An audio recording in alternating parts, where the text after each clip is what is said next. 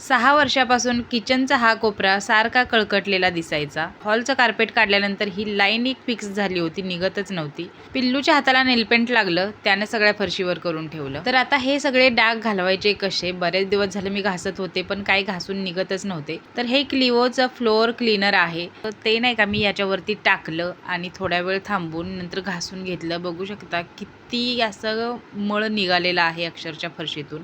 Carpet काढल्यापासून ही line एक डोकं फिरवत होती. तिच्यावर सुद्धा थोडंसं लिक्विड टाकलं आणि थोडा वेळ थांबून पुसून घेतलं. बघू शकता आफ्टर बिफोर रिझल्ट मी दाखवलेला आहे.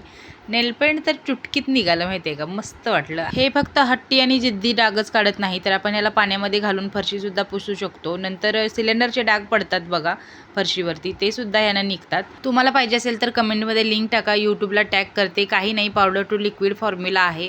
5 पॅकेट नरसाळा आणि बॉटल असते. बॉटलमध्ये पाणी घालायचं, त्याच्यामध्ये पावडर घालायची आणि लिक्विड तयार.